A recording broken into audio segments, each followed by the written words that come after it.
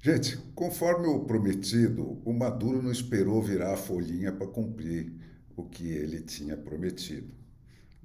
Ao longo de todo o domingo, né, até repórteres do New York Times, o insuspeito New York Times, né, entre outras testemunhas oculares, apontaram vários atos de violência que corroboravam o que já vinha sendo mostrado em vídeos independentes de cidadãos venezuelanos lá, contrabandeados para a internet, né, sobre as ações para impedir o voto em locais de óbvia maioria oposicionista e outras violências na eleição da Venezuela.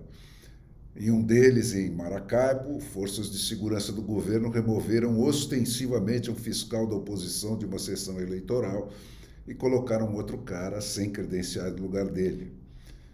Em outro episódio, relatado pelo New York Times, em Cumaná, 15 homens vestindo jaquetas de couro pretas, sem identificação, bloquearam o acesso dos eleitores às urnas.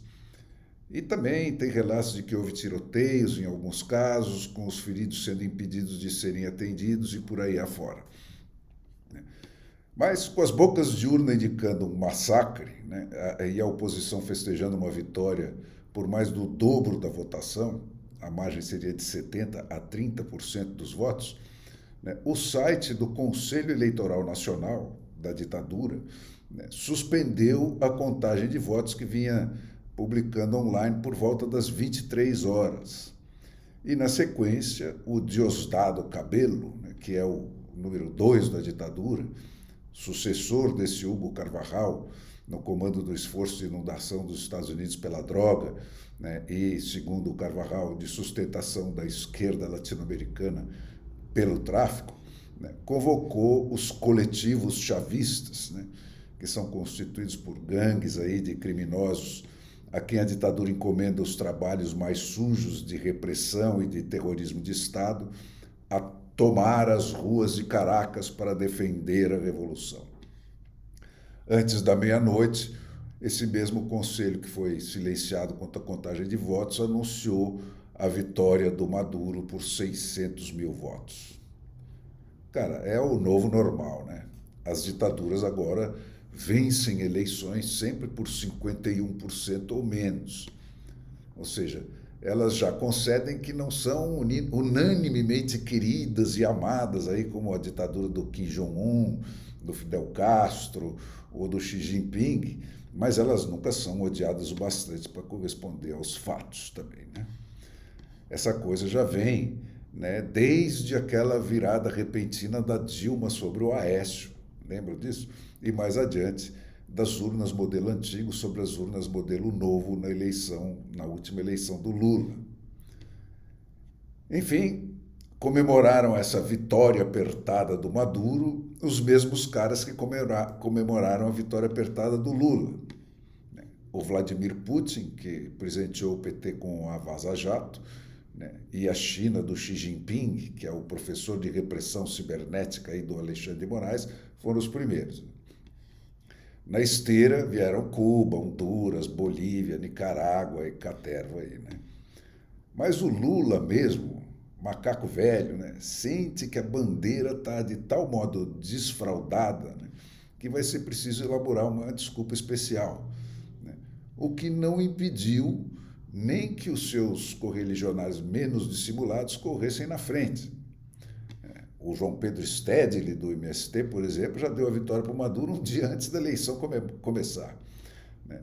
E os assessores, alguns assessores do Aloysio Mercadante, né, que é o homem do BNDES, que faz às vezes da nossa internacional lulista, né, também saíram na frente festejando essa vitória antes que viesse a ordem unida, né, por silêncio até disposição em contrário. A imprensa do consórcio, que só liga para indícios vindos do Oriente para o Ocidente, né, imediatamente guardou esse tom cuidadoso, né?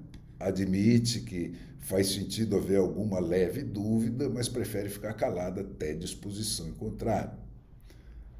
Até lá, a Olimpíada e o discurso de anteontem do Lula ocupam todos os espaços nobres, pelo menos nas televisões que eu assisti aí. Então, cara, a importância do subtexto aí na velha imprensa já é uma coisa que vai tão longe que esses dias eu comecei a montar aí um dicionário de refrões da imprensa do consórcio, do qual eu dou uma canjinha agora. Por exemplo, situação complexa é uma expressão usada para situações que favorecem clarissimamente o lado de que a imprensa do consórcio não gosta.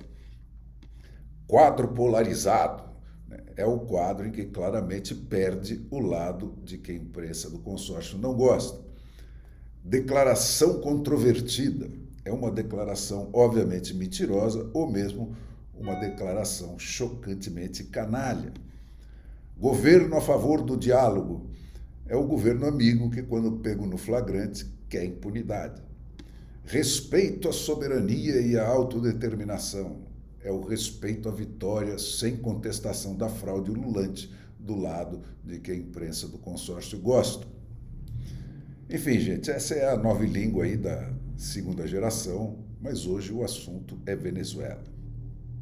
Depois de fixada a vitória do Maduro, né, contestaram oficialmente esse resultado o governo dos Estados Unidos, pelo secretário Antony Blinken, né, a União Europeia, pelo seu vice-presidente José Fonteles, o Reino Unido, pela sua chancelaria, o Chile, pelo seu presidente de esquerda mais democrático, Gabriel Boric, o Peru e a Colômbia, pelas suas chancelarias, a Argentina, pelo presidente Javier Milei, a Espanha, a Itália, etc, etc. Já o Lula, esse diz que vai esperar a divulgação das atas da eleição, né, possivelmente para se manifestar em cima daquele tipo de prova de fraude que não há, né, naquele tipo de eleição feita por sistemas em que o problema é exatamente que é impossível provar se houve ou se não houve fraude. Ontem, gente, eu fiz questão de gravar um videozinho aqui para vocês, antes que a votação na Venezuela começasse, comentando a reação assustada do Lula, né, que, a meu ver, não respondia à promessa do Maduro de promover um banho de sangue se perdesse a eleição. Mesmo porque esse banho de sangue vem sendo dado dia após dia com absoluta aprovação do lulismo. O que ele, sim, estava temeroso era do fato dele ter cometido, do Maduro ter cometido a heresia de desafiar o mais sagrado dogma do Supremo Tribunal da Fé petista, né, quando ele disse que as nossas eleições são ainda menos auditáveis que as eleições da Venezuela. Mas como no mundo maravilhoso do lulismo nada se perde, tudo se transforma, gente, isso serviu de pretexto para o nosso ladino presidente mandar retirar de cena os fiscais do TSE daquela eleição, né? Talvez por ele antever que ficaria difícil negar que eles tivessem visto, né? Eles também tivessem visto o que todos os outros fiscais daquela eleição certamente veriam. Então, cara, é importante voltar ao assunto hoje, né? O WAIS, que é o dicionário mais acatado da língua brasileira, né, define dogma, como ponto fundamental de uma doutrina religiosa apresentado como certo e indiscutível. Ou 2, qualquer doutrina filosófica, política ou etc., de caráter indiscutível. Quer dizer, o que existe de indiscutível no conceito é a indiscutibilidade do dogma.